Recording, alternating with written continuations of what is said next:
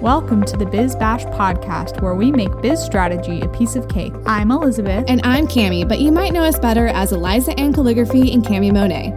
We want to help you, our fellow stationers, artists, and calligraphers, confidently build a profitable and personality-driven creative biz. We're here to share our honest-to-goodness advice and actionable strategies for ambitious artists. So put on your party hat, quit being a procrastinator gator, and let's get this party started. Hello, everybody. Welcome back to the Biz Birthday Bash podcast. We have the one, the only, Holly Goodman with us here today for another episode. Thank you again, Holly, for being my amazing co-host during Kimmy's maternity leave. It has been so fun. The most fun. This is the mostest. The mostest. So this episode today, I'm going to be handing the reins over to Holly, you guys, because she is talking about, and I'll chip in when I can, but mainly she's going to tell us what she wishes she knew about wholesale before she started doing it. So you're going to learn a lot about wholesale in this episode in the process, but framed through a lens of here's all the things I wish I had known, because there is so much that goes into wholesale, so much that it was one of those things I personally never pursued, because I was I don't know if I can make this work for me. A lot of moving parts. So I'm excited about this, Holly. Yay, me too. I feel very passionately about wholesale just because of the direction my business has taken. And I feel there's a lot more resources out there for stationers now, just building invitations and designing and things like that. But I feel wholesale is kind of catching up with that. There's a little bit more information, but not enough to really learn about it. So yeah, can't wait. There's a whole list. I've got all kinds of things to talk about.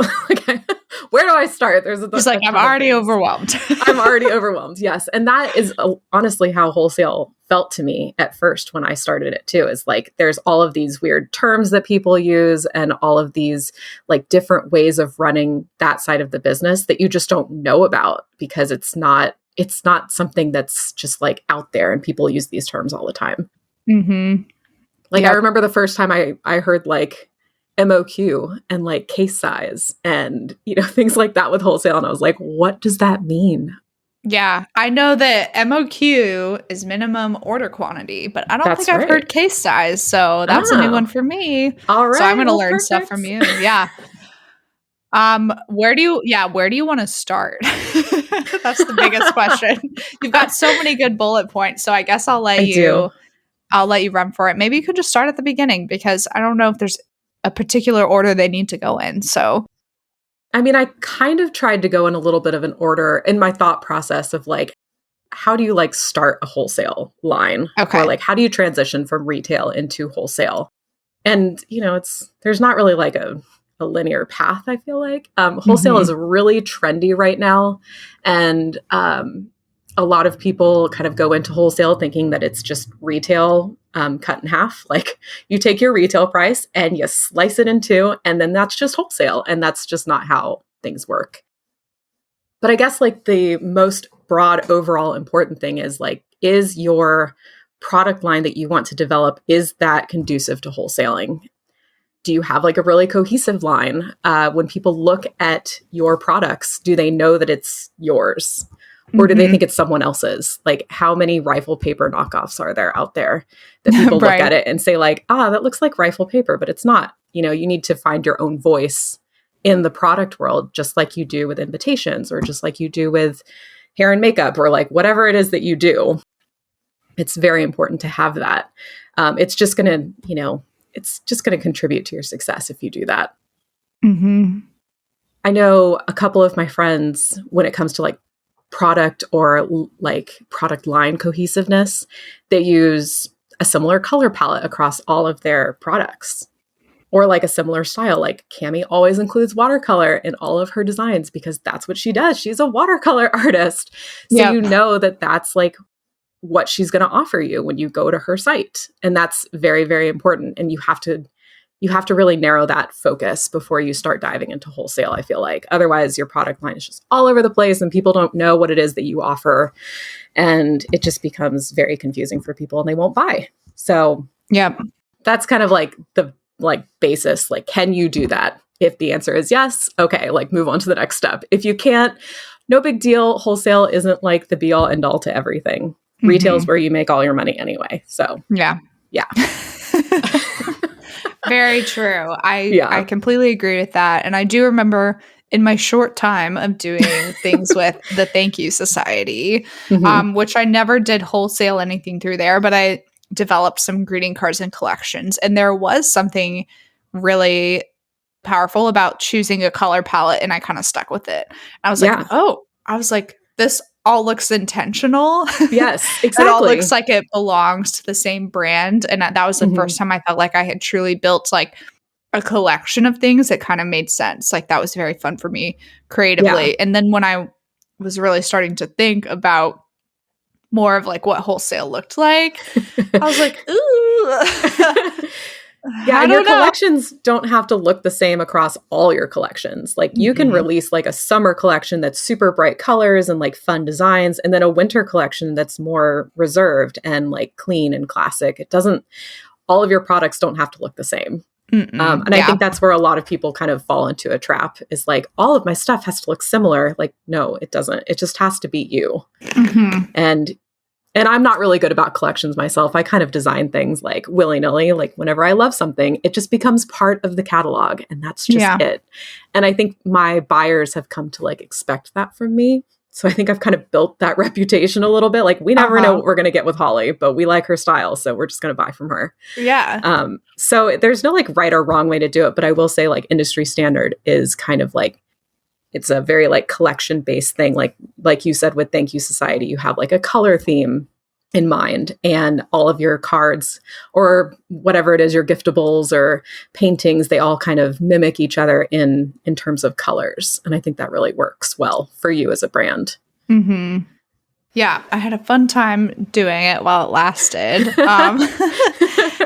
So the other thing is that you had mentioned under there, like your packaging and your branding as well, that kind of goes like hand in hand with this of like, not only do people need to understand your style, but they need to understand that it is you and why it's you and have a little bit of that. You don't have to have like name recognition per se, but you want people to be excited about your stuff. Yeah. Like when you, for example, when you pick up like a Mary Mary gift or they're like this little stationery company, they do like party stuff. When you pick up a Mary Mary product, you know that it's Mary Mary, like without even looking at the tag because of their packaging. Like it's all packaged kind of similar, everything that they do. They use like the same packaging colors. So like their boxes are white with like a clear plastic top so that you can see the product inside. And their branding, like their branding stickers are very small. They use like gold foil imprinting on stuff. Like it's all very similar across the board. So that is definitely something to consider when you're developing your product line is how am I making sure that all of these products are packaged in a way that is cohesive to the person that's buying this or selling it in their store. And that doesn't mean like big logos on everything and like massive letters and bright colors. It can be like just a small little tag on a shirt, or maybe you use, if you do like apparel, maybe you do like a suede tag that has your business information attached to like the label on the back of the shirt. Like it's just these little things that showcase your brand on your product that get you that recognition.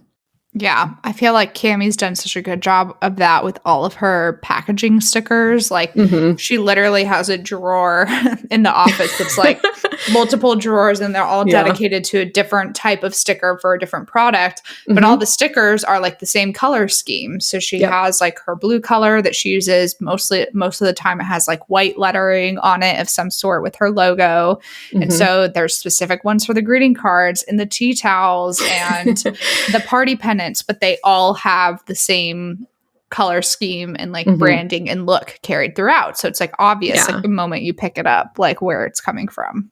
Yeah, that's something you have to be very intentional about when you start the wholesale side of things, because I feel like when you sell products just retail, you don't necessarily have to add a little sticker to your cards or add a sticker to like wrapping paper or something. Like people bought directly from you. They don't need to know where it came from.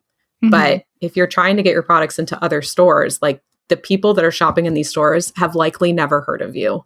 So that is your opportunity to basically like hand them a business card and say like, please shop in other places, or please shop on my website to find more of this stuff if you like it. So the product packaging, which I mean, honestly, like that's a whole podcast episode, is like, yes. how exciting is packaging? Yes. We have done one and it was really cool.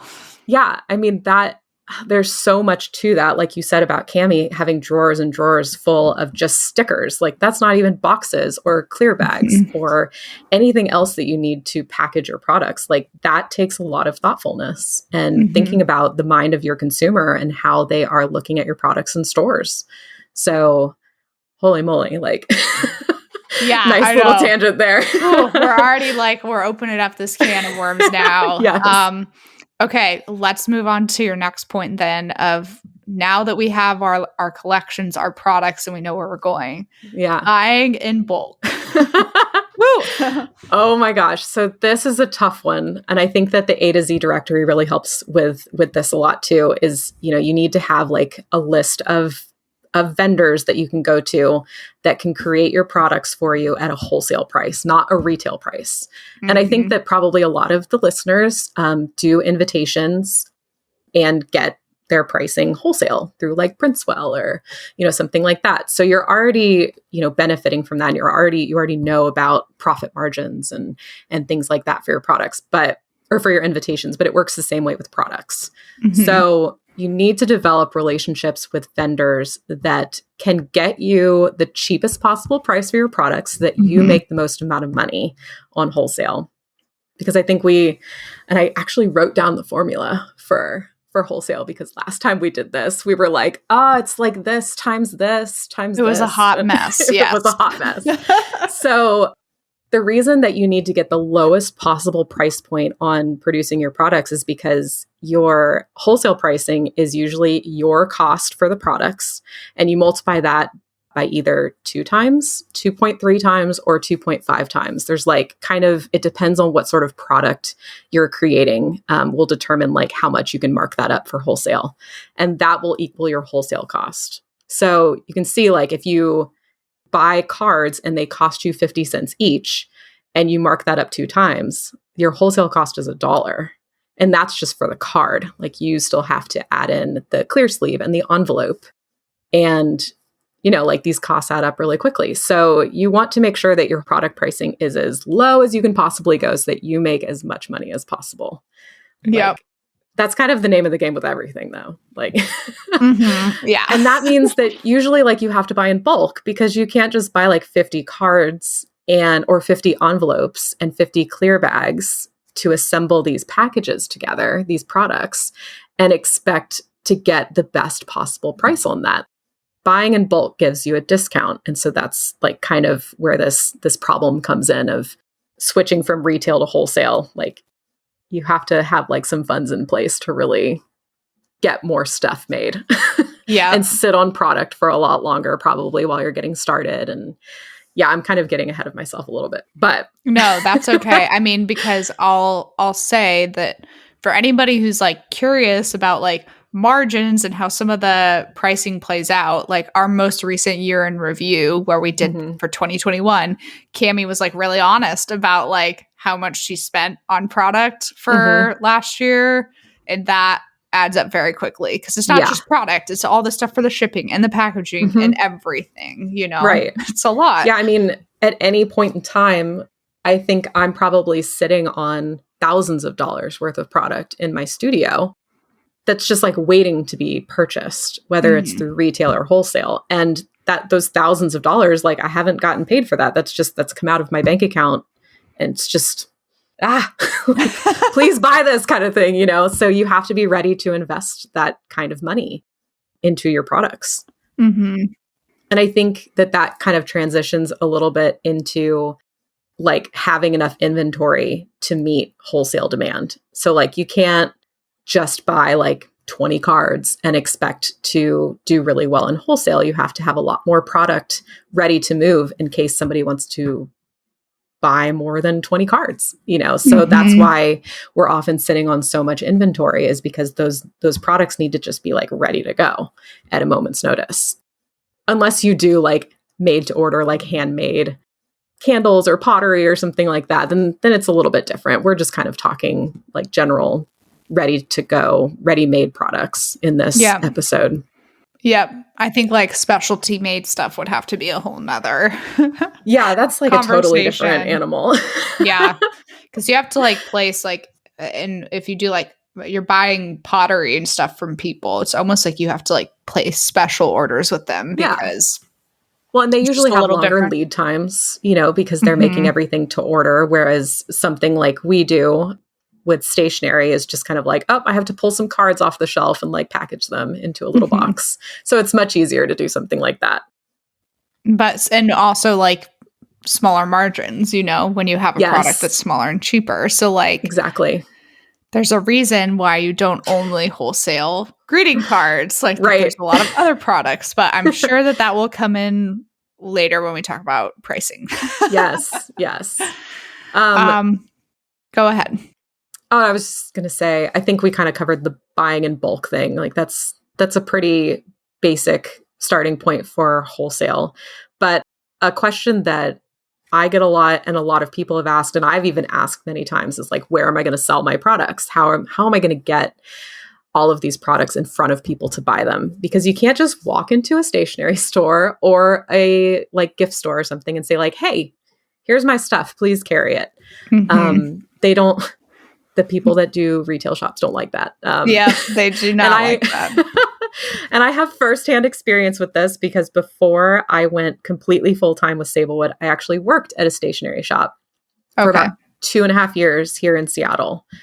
And people would come in all the time and just would like put a box of stuff on the counter and say like, I'd love to talk to the manager about selling my products here. And you're like, yeah, they're not in. Like they have to call back or email. That's a really quick way for us to not want to talk to you. Yeah, exactly. Yeah. But there are like 3 different ways that you can sell your products. There's sales reps, there's online platforms, and then there's in-person markets. So I know that we've talked about online markets before, like Fair. Cami has mentioned them many times because they're wonderful. There's also Abound, Tundra. There's Handshake, which is Shopify's like wholesale arm. They kind of like, they basically take what's in your shop and like cut the price in half, and that's your wholesale site. So it's really cool if you have Shopify. Very neat. And I think online is really, really in right now. And that's why wholesale is having a moment, is because Fair is like, it's just kind of taken over everywhere. Everybody just wants to get on Fair. Wow. Yeah, it's true. Yeah. It's true. Like, I think they have shaken up the entire industry. So, yes. And I think so much so that people are really hesitant to go back to online markets, or sorry, in-person markets. They like Fair has their own internal online market. So they have like a summer and a winter market where there's like discounts offered to retailers for buying during that week. And I think that takes a lot of buying away from the in-person markets like New York Now, National Stationery Show, things like that. And I think people like it more. I think like people enjoy shopping in their pajamas. And like, why would I fly to New York or fly to Las Vegas or whatever to go to these markets when I can just sit online and just add things to cart? Like it's true. Like, I mean, we are the generation of like online shopping. Like, yes, my brother got so excited. Like in December, he was like, I was doing some like online shopping and it's amazing. And I'm like, you've missed the train by like, I don't know, like a good 10 years because a lot of us have been doing this consistently for a while now. But like as a dude, I guess for some reason there was like extra excitement for him there. I wish I could have been there for that, like discovering online shopping. It was really cute. It was really cute. I love that so much. Yeah, I didn't. The one in New York, like the New York stationery show, Mhm. did that get bought by somebody? I feel like I heard something about that, or they were merging it, Yeah, or it's been like assimilated into another show. So the National Stationery Show used to be like, I think several floors or something wow. of a convention center. It was just like its own event. And now it's just like one floor of wholesalers because I don't know. I don't know that stationery like is having as big of a moment as it was 10 years ago when the National Stationery Show was like huge. Mm-hmm. And I think that part of the reason for that, and I could be totally wrong, but this is just like my own observations, is that the market is just so saturated with all the online businesses. It's so much easier to run a business and start a business Yep. that not everybody wants to go into invitations or stationery or like greeting cards, planners, things like that. So there's a lot more demand for other types of products. And that's why we've combined them all into one show. Yeah. And probably just the demand, like people want more variety instead of just going to the stationery show. They want to see apparel and they want to see like home goods and things like that. So it's smart to have it all in one place, like a one-stop shop. That's how America's Mart is here in Atlanta. Oh, There's like I've heard of that. there's like 4 buildings Mhm. of it when they do it each time. And I don't know how that has changed with COVID, but I actually did like a lettering event with them February 2020 before like everything shut Ooh, down. But it yeah. was cool walking through there to see all like the showrooms, and it's all sorts of stuff. And so Mhm.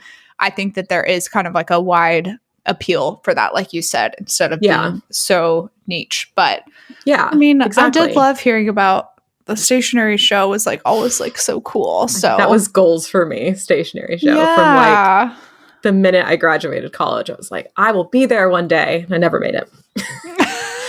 But those shows are so expensive too. Like that's another thing to consider when you're thinking about where to sell your products is the in-person markets. I mean, just the booth fee I think is like over $1,000 or something. Mhm. And then you have to ship all your products and then you have to like crate and freight basically your setup. And you're there build for like your 4 display. days. Yeah, like you have to build everything. There's companies actually that will like build these things for you. And then you have to store it for an entire year, like in wherever, like New Jersey or something nearby. Mhm. And it's so the investment is really huge.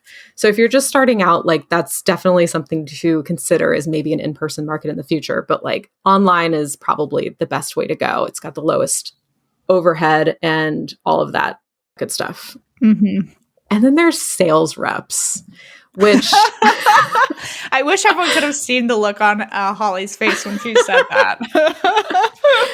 So one of my good friends who kind of like mentored me in the wholesale world, she is always telling me about horror stories with sales reps, and sales reps kind of protect their zip code or their market or even their state from other orders or other shops carrying your product. So you have to be really sure about how much control you want to have over where your product is sold. And there's a lot of like back office stuff that you have to do with sales reps. Like you have to put together like a press kit basically for them, which is every single product that you have in a box, give it to them so that they can like share it with their retailers that they're visiting and like selling your products to. So it's like really great because you get the physical products in front of people and that can lead to more sales. But if you have a bunch of sales reps, that's a lot of upkeep that you have to, be invested in. Like if you release a new product, you have to get that out to your sales rep. They're also like very, I would say, antiquated in that like back in the day, there was like a X by date that you have to release a new collection. And if you don't release that, like they're breathing down your necks. So, sales reps also take like a percentage of your sales, just like Fair does or Abound or any of those online but a lot wholesale more markets. Right? Yeah. It was like always like a 30% thing at least. Yeah, I think you can like negotiate that with some sales reps, Mhm. but like it is a cool thing to start to get your feet wet in other states in addition to doing Fair or Bound or something like that. But just, read over contracts and kind of compare and see who you jive with. Like, I don't see anything wrong with having sales reps in addition to an online presence, but it's just a research thing. Like, look into it and see what works best for you. You know, sales reps is very hands off. You just kind of give the stuff to them and they just run with it. But online, you have to promote yourself and you have to market yourself and reach out to retailers. So it's just all in how you want to run your business and like think really hard about how you want to do that. Yeah.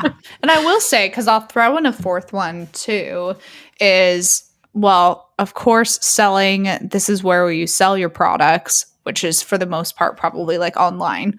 But in terms of like having a person help you get that out there, that's the perfect job for a VA at some point. Yes. To take I have my VA do that too. Yep, exactly. Yeah. And Cammie had her VA do the same thing, where she's like, I need you to be researching shops and reaching out to them via email, sending them like a little bit of a lookbook or some links to some of our like best-selling products to see if they would be interested.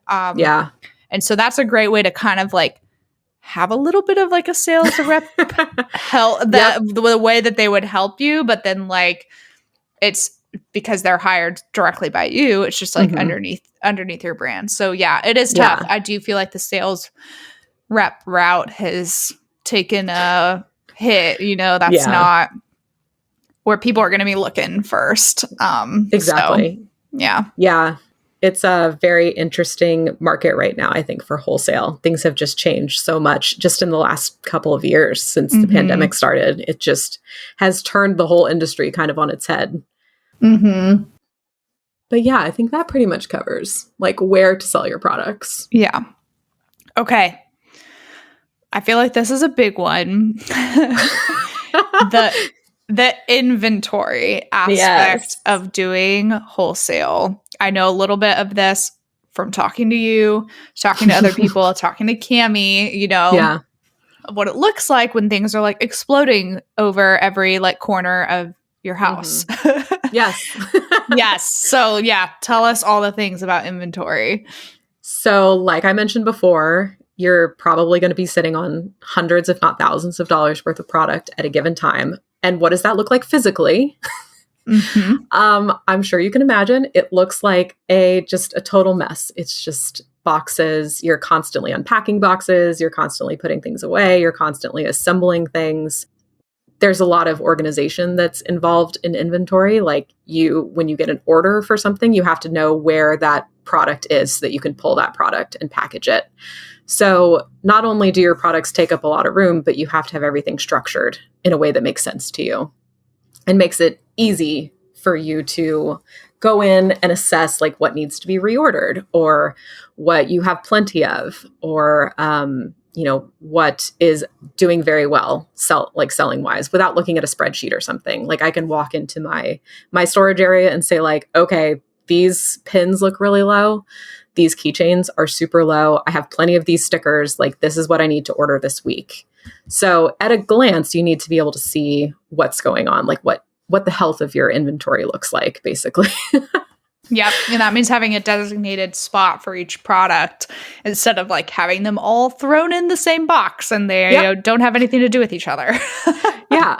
And there's so many different ways to do or to kind of store your inventory. I think it all kind of comes down to what makes the most sense for you. I know Cammie was kind of spread out across her house at one point before she got her space, whereas I had everything like on any available surface in my office. And it was becoming like such a problem that's why we built the studio in the backyard, is to store all of the inventory in like a linear fashion. So now I have shelves and I have little corrugated boxes that I put all of my cards in and my pins and things like that. And I have a little label on the front that says what the SKU is and what the product is, and even a little picture of the product, so that if I don't know what the SKU is, then I can at least see what's in the box. And I guess I should probably sidebar SKU.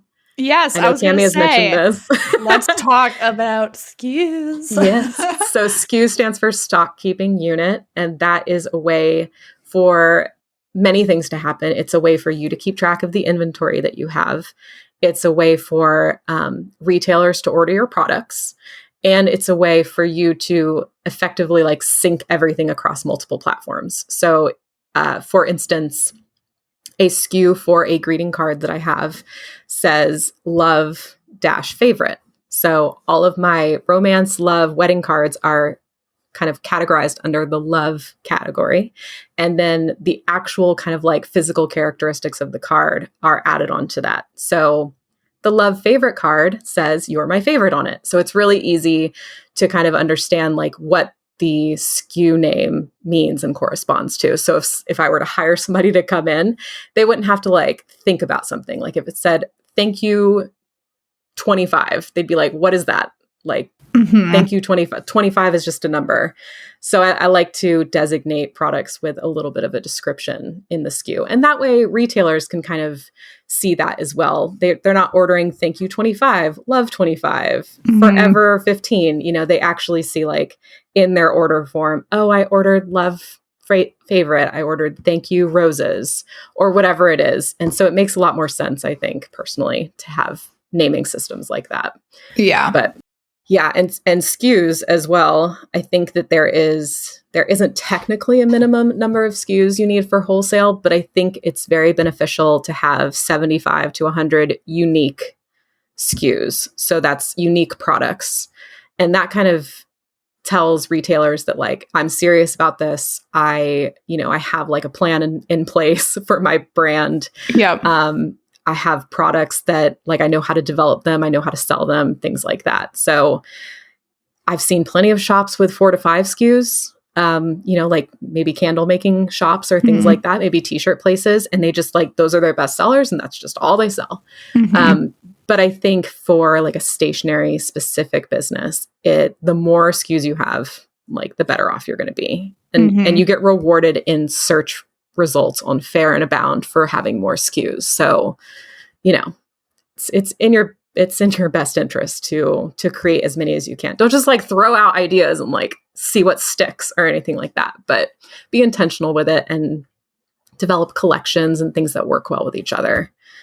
But yeah, inventory, it's a beast. It takes a lot of management because I feel like that's the perfect segue to talk about what you use for our inventory management and that I use Trunk. Yay! That's what Cami loves too. Yes, Cami and I both love Trunk. It's wonderful. They have many awesome features. It is a monthly service fee for the pro version, which is, you want that. Don't do the free version, please, because there's this really great thing in there called bundling and kitting, which that's more like wholesale terms, which is ridiculous. But bundling is really perfect if you offer, for example, like boxed cards, and you want to make sure that when people buy a boxed set of cards, that it's not just taking one of those cards out of your inventory. You need to take all 6 or all 8 or all 12 out of your inventory. That way you're not running low on something without realizing it. So, oh my gosh, that like I could just sing Trunk's praises all day long. But there's tons of inventory management software systems out there. You just kind of have to have one that works best for you. I think Cami uses this for the same reason, but I use Trunk because it syncs with Faire and Shopify and Etsy, which are my 3 main sources of sales. And so it's really nice that like if you update your inventory in Trunk, it just like updates automatically across all of your platforms. It's just so easy. Like I don't have to do any extra work. Just go in, change the quantity, done, boom. So I know that has been a game changer for her. And then once she got Trunk and got really serious with that was when she also, she had to get serious with her SKUs at the same time. Yeah. And so I think like they all she kind of had a generic system for SKUs, but then it was all about coming up with like, okay, we need like an actual spreadsheet that like lays out what all of these are and like the master spreadsheet, right? That we can almost like reference back to. And I remember like taking a look at that thing once and I was like, oh my gosh. Yes. And This I is had crazy. that too for a long time. Just like an Excel spreadsheet with like the inventory. And when I sold something, I physically went into the spreadsheet and updated the inventory every single time. And it was a nightmare. So, I mean, it's definitely doable if you don't have the funds. I think Trunk is $35 or $29, something like that a month. If you don't have the funds for that, you don't have to do it. You can do the free version, or you can do just like a manual inventory system, but you have to be very diligent and very disciplined with that. Yep. And it'll allow you to scale so much faster if you start using Trunk earlier. Yes. sometimes you have to use stuff before you don't necessarily need it. So was that your phone? No, that was the armrest on my chair when I moved. It was like, no, I don't want to be an armrest anymore. I was just making sure it wasn't your phone because the look on your face was so surprised. Because I've never seen that happen before. I didn't even know that was a thing. Well, guys, Holly's chair has been falling apart. Luckily, we haven't been hearing the squeakiness. I haven't been hearing it at all, but that was a very funny moment. This is why we should not record videos ever, and why I'm so glad that we don't. I know. Oh, thank goodness for that.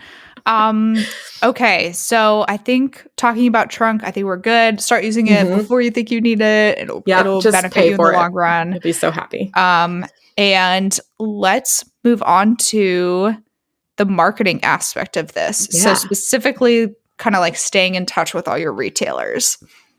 So I think when you're starting Wholesale, you don't really think about the fact that you have to check in with them regularly and say how you doing? Do you like my products? And if you're really shy like me, this is a real problem because you don't want to come across as excuse me, I'm back, please talk to me. But you have to do these things. So when I started Wholesale, I kind of put a plan into place, and it's just a little sticky note that was on my computer that was check in with your retailer 2 weeks after you've delivered their order. And I don't know if that's the right way to do it or the right time frame, but I feel 2 weeks was working for me, and it still works for me.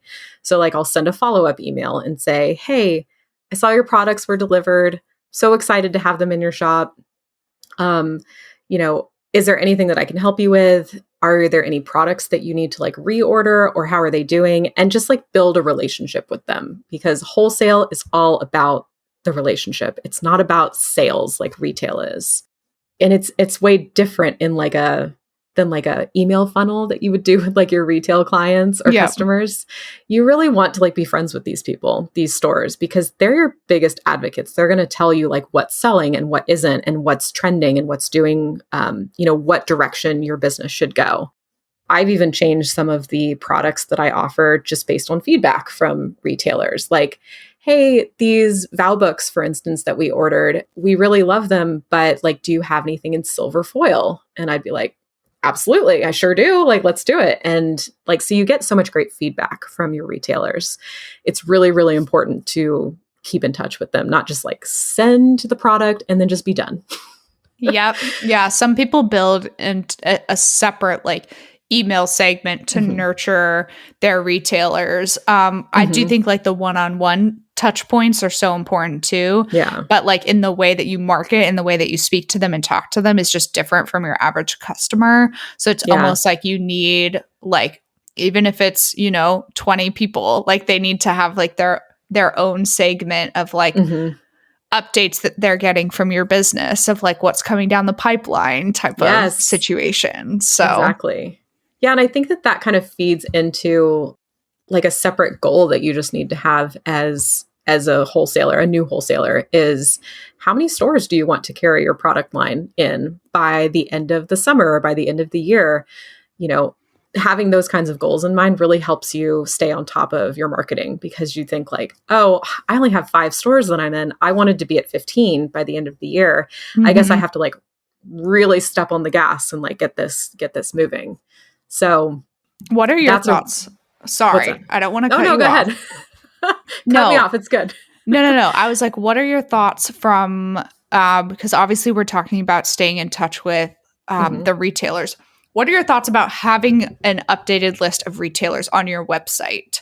Do you think that benefits the relationship? Does it benefit you in any way? I guess what's the point of doing or not doing that? Because I know that some places have a really detailed list. Other places might not. But sometimes for me as a consumer, there's a brand that I'm I want to be able to find your stuff locally. So it's I kind of want an updated list. I don't know. I didn't mean to interject if that is. No, that's a great question. Yeah.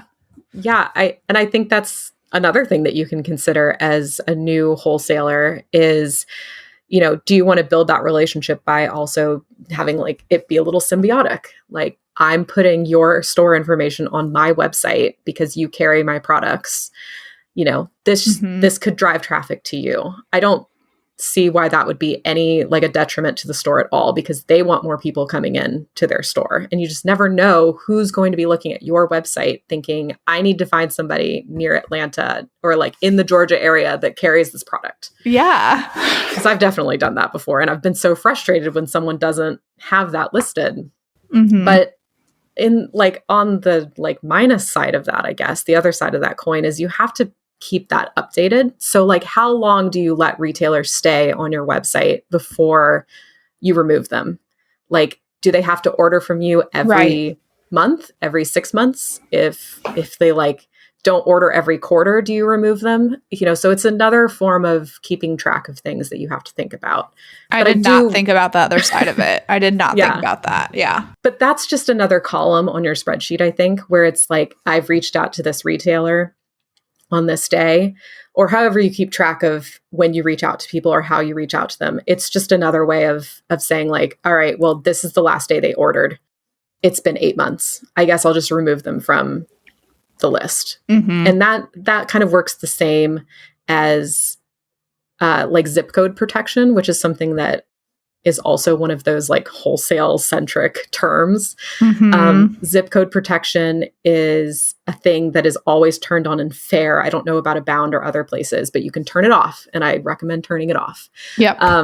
It basically, what zip code protection does is it protects a retailer in a certain area, whether it be a zip code or square miles, that other stores in that area can't carry the same product. So if a store in Atlanta decided to carry Sablewood and they had zip code protection on, or I did, then nobody else in the Atlanta zip code could carry my products, which I don't personally understand, but I know that a lot of other brands are really big on that, and they like the exclusivity of giving, having their products in like certain areas.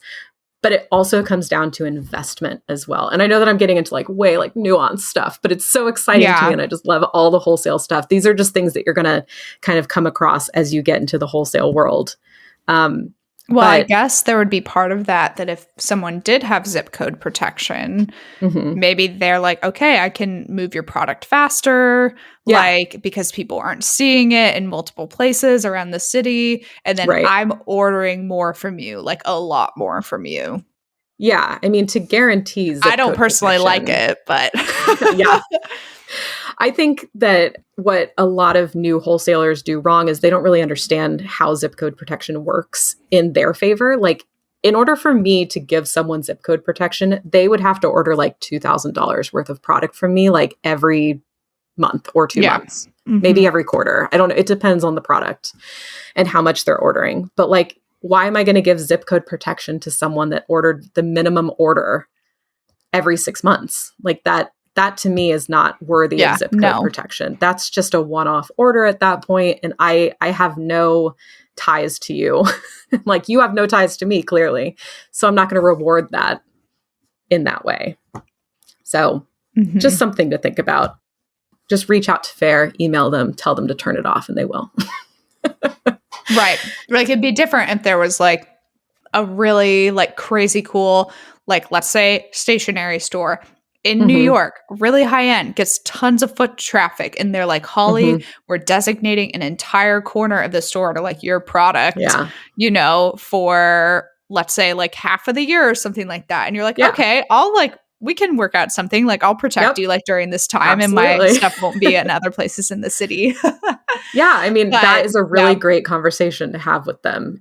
If somebody requests zip code protection from you, you need to have a serious conversation and like have a contract in place, kind of like, you will order on X dates and you will order this minimum. And if you do not, we turn off zip code protection automatically, and like you just won't have it anymore. And then we can renegotiate the terms later if you want to turn it back on. But yeah, it's a really like interesting, unique thing to wholesale, I think. It's fascinating to me, like, that this is a thing. Yeah. And I guess it's like in the days In the days before the internet. I'm like, Ye olden okay, times. ye old times. Then maybe that makes sense because it's like you don't want your next door retail neighbor to be carrying identical products to you or Right. peeping around the corner like, oh, what is Sarah doing? What's she selling? Uh-huh. I'm going to order it too. I'm Yep. just like copying what she's doing. But now it's like, I mean, with the internet, like everyone sees like everything anyways. And so it almost feels like in an era of like where there's so much synergy, like online, so much Good word data choice. exchanged. Thank you. I know I felt good about that. Like that seems to be like archaic. Yes. Wow, you're really throwing out all the vocab words today. Jeez. Just a walking You just dropped dictionary. like four, like $10 words right there or something? What? Synergy and archaic are the two that I remember, but yeah. Sorry, people were probably like, I did not even understand that sentence Elizabeth just said. I loved it. It was great. Yeah, so that's a totally different, like that was segued really far away from where I wanted to go, which is kind of the theme for today. But yeah. So marketing wise, that let's just go back full Sorry. circle. No, I think that was a great question. And it was something I wasn't going to touch on, but I'm really glad that you asked that, because when I first heard zip code protection, I was like, I'm sorry, what? What does that mean? Like, Yep. Okay. But yeah, I do think it's really important to have those conversations with your retailers up front, especially if they're ordering like on your website or through your catalog rather than on Faire or Abound or anywhere else. Because you kind of get to make up your own rules when they order from you directly. And that is another good like way to transition into the next topic, which is pricing and sales and like placing orders and things like that. I won't go into like what wholesale costs and retail costs are, like that formula again. But yeah. You do need to determine that pricing for all of your products. So if you carry a lot of the same things, this is great. But if you carry many different things, you're probably going to need a spreadsheet for this. And I just made the most intense spreadsheet last night to figure out like my break-even price point and how many units I would need to sell of a product in order to make it viable to sell. And I think that doing something like that for every new product that you come across is like a really, really great practice to get into. Because honestly, I thought that I was going to have to order way less than I actually need to order in order to like sell these products at a viable price point. So it was a big wake-up call for me. It was not what I was expecting. And I think that's something that you just really need to think about when it comes to pricing your products is create some sort of spreadsheet or do some math, break out your calculator, figure out how much all of these things are going to cost you and how much you're going to need to sell them at in order to make money. Because that's what you're doing in your business. You're trying to make money. Yes, I know. That's kind of one of the reasons that we're out here doing the thing that we want.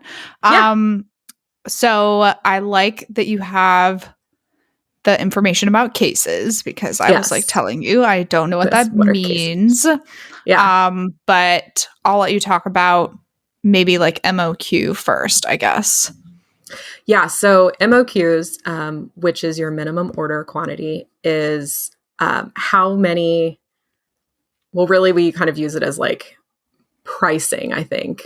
Cases are kind of the same thing, but pricing wise for your shop, what is your minimum order that your retailers are required to buy from you? The lower your minimum is, the more often you're going to get kind of one-off sales from people. So people that buy like for their personal use, this happens a lot. Yes. Which is really annoying. Kind of what I have like heard. I have another question about some of stuff related to that, but we will put that on pause. Yes. So we can actually talk about file pricing. that away. But also with lower minimums, you do get exposure a lot more for people because when you have a really high MOQ, like say $150 or $250, people have to buy a lot more of your products in order to meet that minimum. And as a new brand or a brand they haven't worked with before, that's a little scary for them. Like they don't know how your products are going to sell. So having a lower minimum or MOQ when you start out is, I think, a good idea. I wouldn't stick with that for a really long time and definitely not for the life cycle of your brand, but start out small and then like slowly build that minimum order up more. And MOQ can also mean case size, which is another fun wholesale term. This is it's like a dictionary. It's like a vocab lesson here. So cases kind of tripped me up at first, and I think it trips some other people up because we're used to just selling one card, one keychain, one tea towel, something like that. But when you sell wholesale, you sell by the case, and you have to determine what your case size is going to be based on lots of different factors, like what makes sense for you to sell these in like quantities of. So a case consists of like 6, 3, 4 pieces of the same item. Think of it as like a bundle of something. So I usually sell greeting cards as a case of 6. So that's the minimum order that someone can place of one design. Okay. And so when you like go to set up your pricing, you're going to price per card or per product, but you're going to have a minimum case size that people can buy. And this is a pretty standard term across wholesale. So like your retailer shouldn't be asking questions about this. They should just know like, oh, it's a case of 6. I'm getting 6 cards of this or 6 of these pieces in one case. Okay. So yeah, I mean, I think that the MOQ thing is kind of the same thing as a case in like the way that I think about it. But yeah. So cases are that. Yeah. Yeah. And I think it depends on where you're ordering from. Like Fair calls everything cases. I know that some like catalogs that I've seen of retail or from wholesalers, they just use MOQ instead of, case. So it just depends. Right. Yep. Yeah.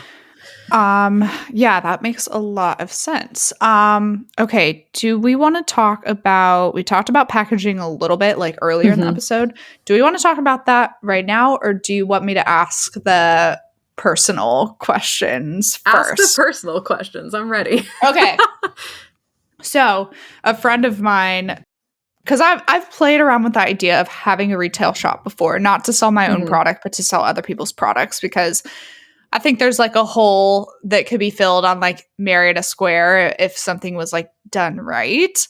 But man, like when you really like crunch the numbers and stuff, it's all hard. So I asked this friend some of her good advice about retail because she had a retail shop in Ballard, actually in Seattle, for quite some time. And so I was like, Genevieve, what's your advice? She's actually been on the podcast. She is one of the owners of Eco Collective. Oh, okay. Yeah. I remember that episode. And she said, she was like, well, one of the hardest parts about like having a retail shop is like, you never want to buy anything full price ever again.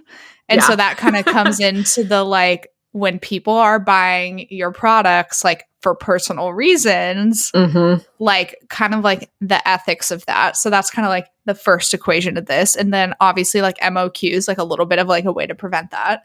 But something else that I have seen recently that I thought was kind of interesting and I was asking Cammie about is I was like, hey, I was like searching your party pennants online and like obviously there's some other online retailers that have bought from you and they're selling your pennants, but they aren't selling them for like the recommended retail price. Yeah. They're selling them for less. And I was like, so what do you do about that? Because that just like blows my mind. And like obviously like annoys me because you're like trying to undercut the market on a product that's not yours. It's wrong. It is wrong. Yeah. Well, I'll answer your first question first.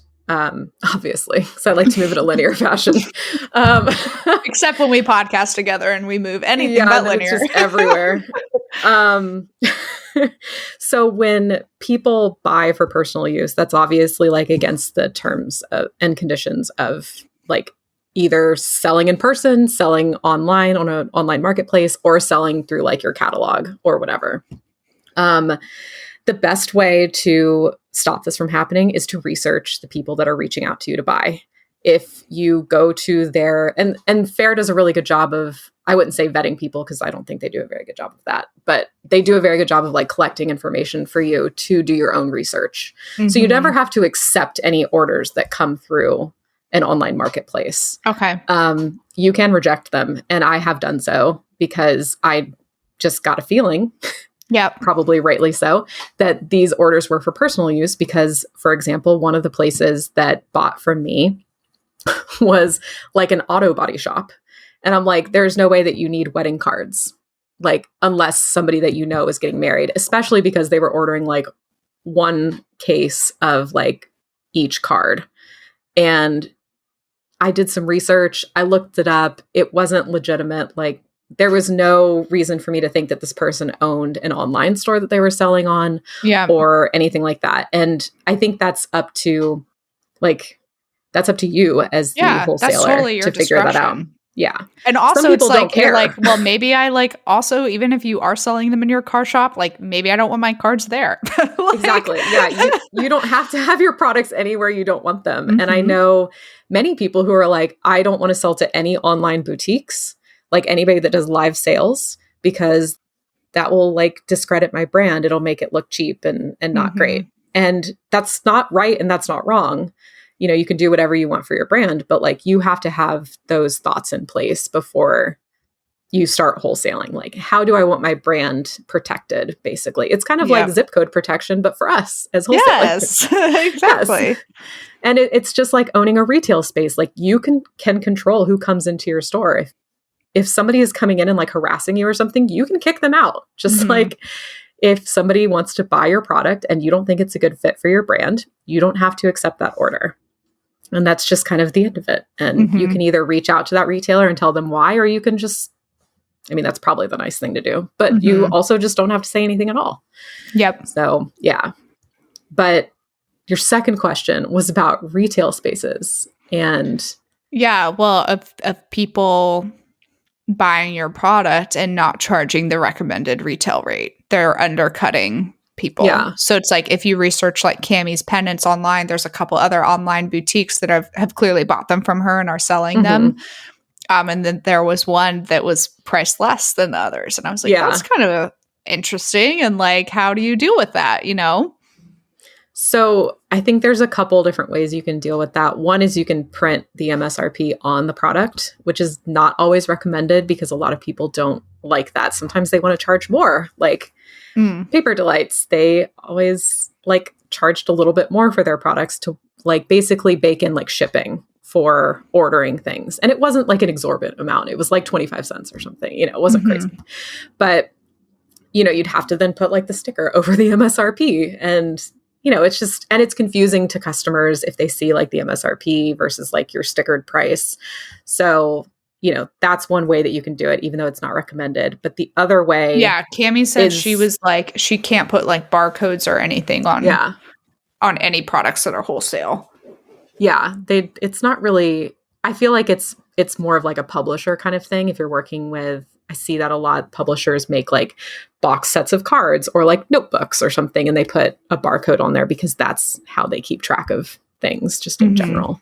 But if somebody's selling your product for lower than your MSRP, like you need to stop selling to them. Like that's against the terms of service. You just, that's not a thing. You know, we have our prices set this way for a reason, and that's not okay. So you have a conversation with them and you say, hey, I noticed that you're selling these for like way less than what we talked about, or like than I suggest. Either you can sell them for the price indicated, or I'm going to cancel your orders from here on out. And like, it's a really tough conversation to have, but they're going to keep doing it unless you say something. Yep. Because they're getting away with it. And that's just how people are. Yep. Because especially with the online ones, the biggest bugaboo about the online ones is that they're doing that on purpose so that people buy from their shop because they see it's like $2 or $3 less than somewhere else. And so that's just like icky. Yeah. Agreed. Like, that's not okay. Don't do that, please. Don't love that journey. Don't love that journey for anybody. Yes. Okay. So our last 2 points, packaging and shipping. We talked a little bit about packaging early on, but I'll let you kind of have your final thoughts. To sum everything up, retail packaging is so different from wholesale packaging. I feel like like I said before, you can ship a greeting card to somebody in like whatever you want if they bought it from like your Etsy site or your website or whatever. But when you ship a wholesale order out to a retailer, they expect those things to be packaged in a way that they can then sell. So that means you probably have to get like clear boxes for boxed cards, or like get a box made for a box set of cards, or like a clear sleeve to put a card in, or if you sell jewelry, like, do you have a little backer to put the jewelry on? Is it in like a glass tube with a cork on it? How are you packaging your products in order to make them attractive for buyers at the retail store? And a really good way, like I loved working at the stationery store for this reason, a great way of figuring out what the industry standard is for this is to just go shopping.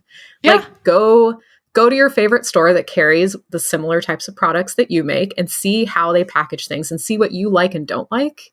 And like, get your eagle eye out and say like, all right, this product is damaged. Why is this product damaged? Is it because it's not packaged well?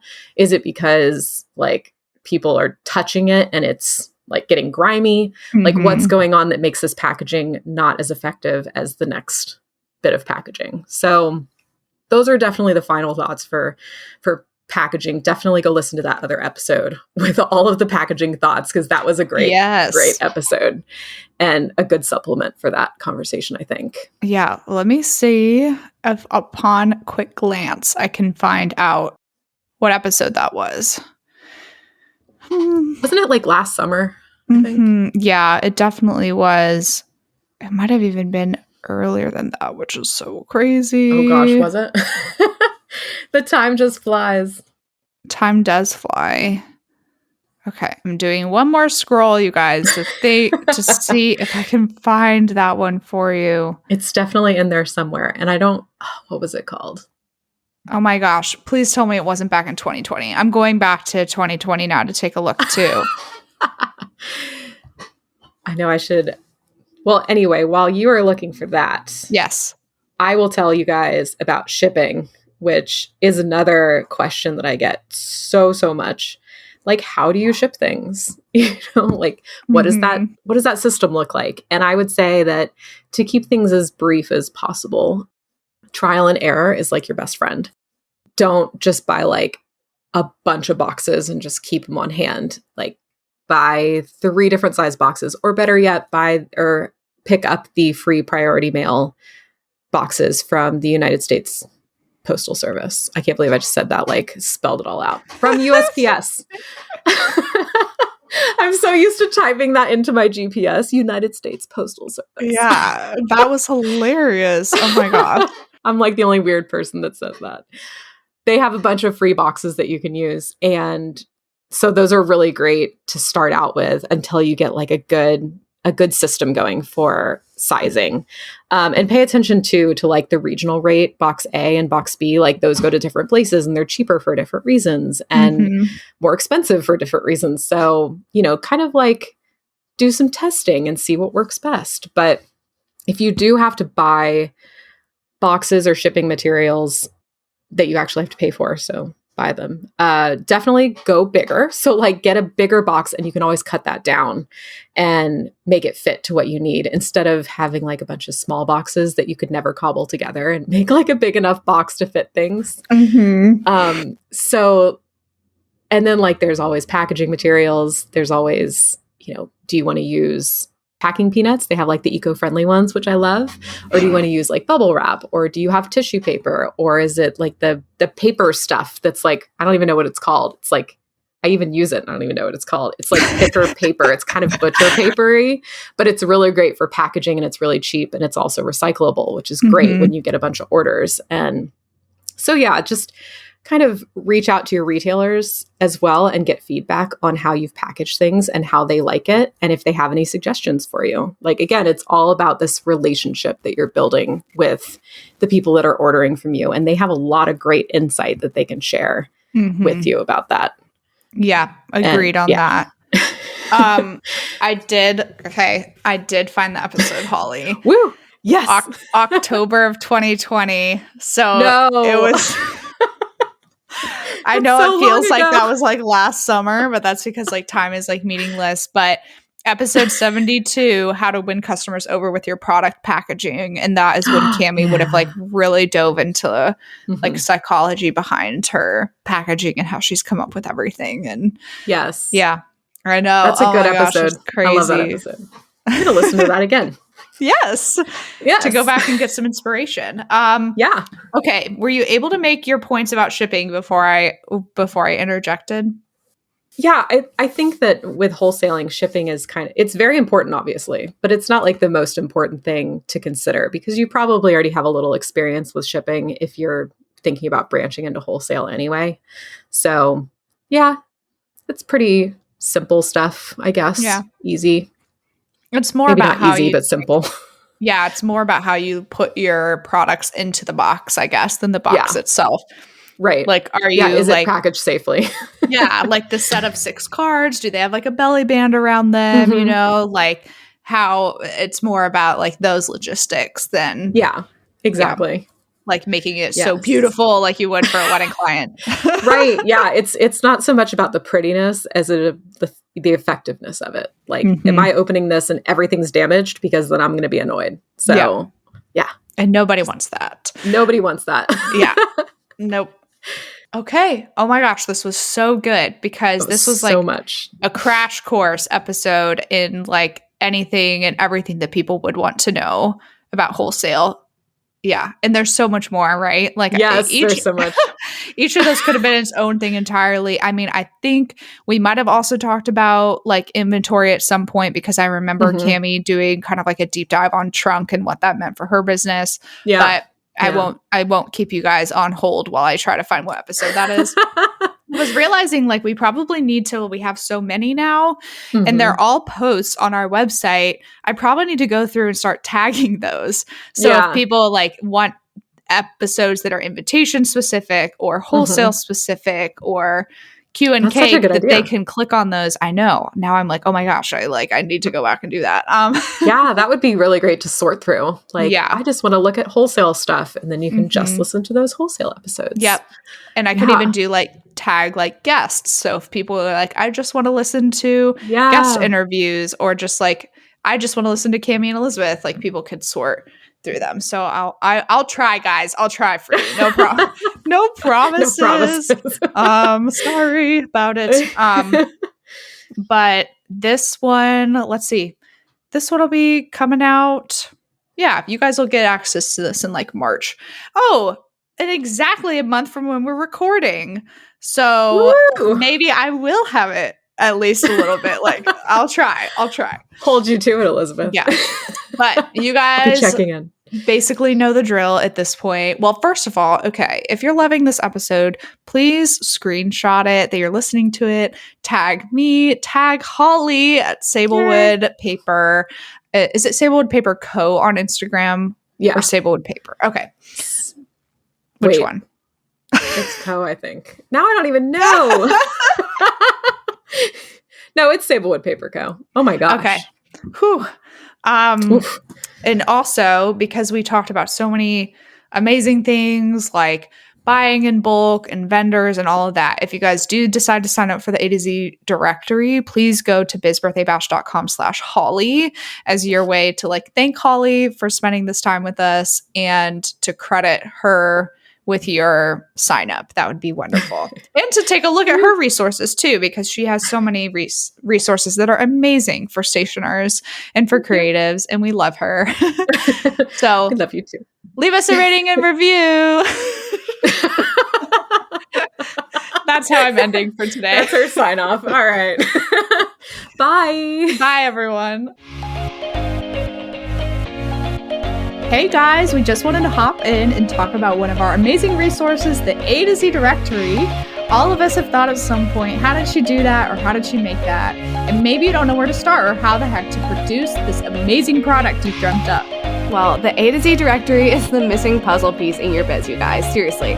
So it's built in the form of a yearly membership, and it's your one-stop shop for finding suppliers and vendors for all the things. Literally where to print everything from custom invitations, greeting cards, mugs, koozies, acrylic printing, letterpress, custom ribbon. I mean, the list goes on and on and on. and it literally goes from A to Z. From acrylic printers to zipper pouches, we have it in the A to Z directory.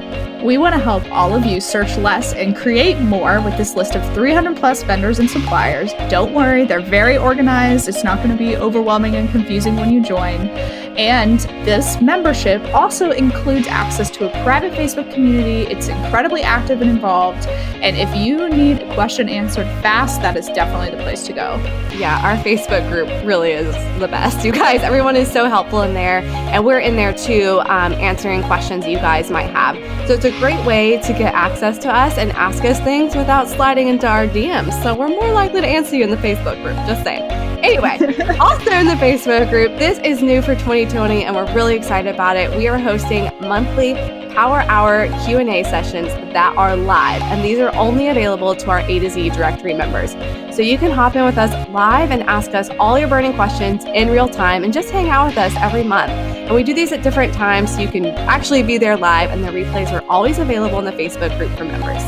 This resource is priced at $147 a year, which honestly is extremely affordable and is full of so many benefits, such as exclusive vendor coupons for members only. And we would love to have you guys join. Seriously, it's kind of like our family and our tribe. So visit bizbirthdaybash.com/directory to sign up today and use coupon code podcast2020 to receive $20 off your first year. That's podcast, all caps, 2020 for $20 off your first year. We can't wait to see you in the Facebook group.